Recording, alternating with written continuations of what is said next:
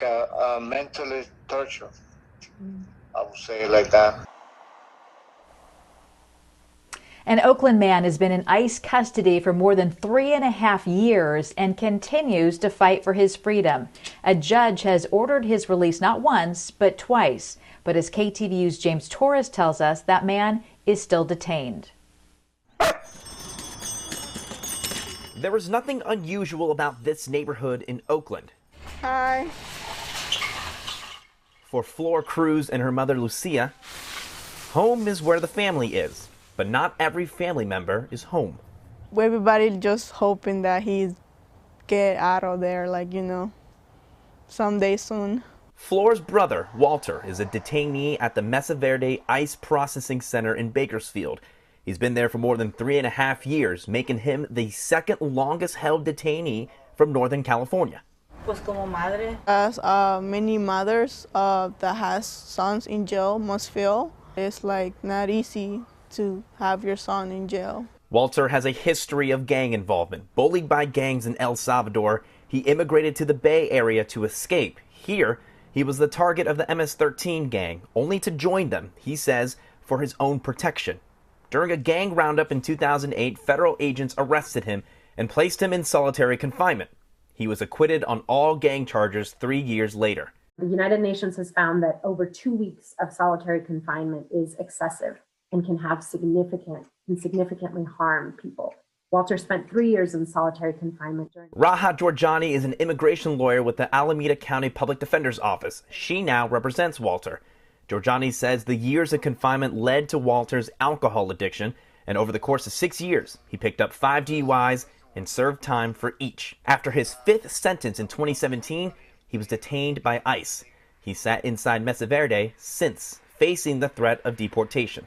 Walter is afraid to go back to El Salvador because if he goes back, he's going to be tortured there. An immigration judge agreed with that, but the Department of Homeland Security appealed.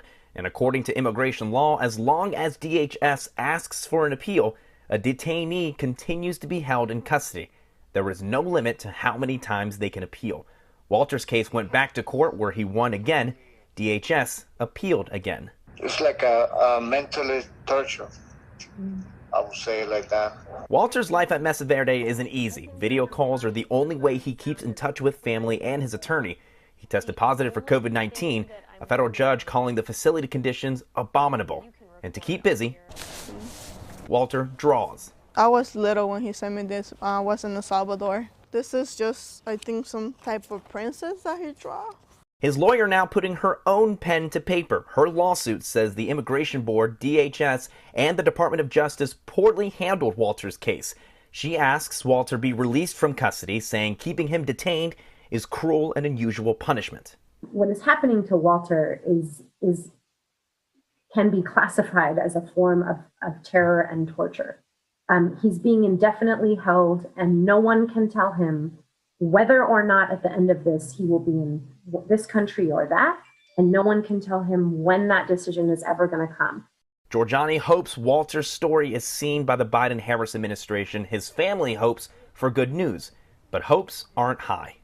I know he has made his mistake, but I'm sure he feels regret, he regret everything that he had done bad. And while lawyers say the way his case is being handled is unusual, Walter believes his life and what he's asking for is not. I will ask anybody if they ever make any mistake in their life, which I believe everybody does all the time, every day. It's just the difference is that some of us will make different mistakes, bigger mistakes than other ones. If released, attorneys propose Walter be sent to a rehab center at the Salvation Army in Oakland. He would be monitored 24/7 during his stay. Now, KTVU did reach out to DHS and ICE for a comment on this story, but neither agency wanted to offer a statement. Happening this week, Walter's case will be heard in front of a district court judge for the first time, and that will determine whether he stays in custody or at the very least gets a new hearing in front of an immigration judge. It's a story we'll keep our eyes on and keep you posted. I'm James Torres, KTVU, Fox 2 News.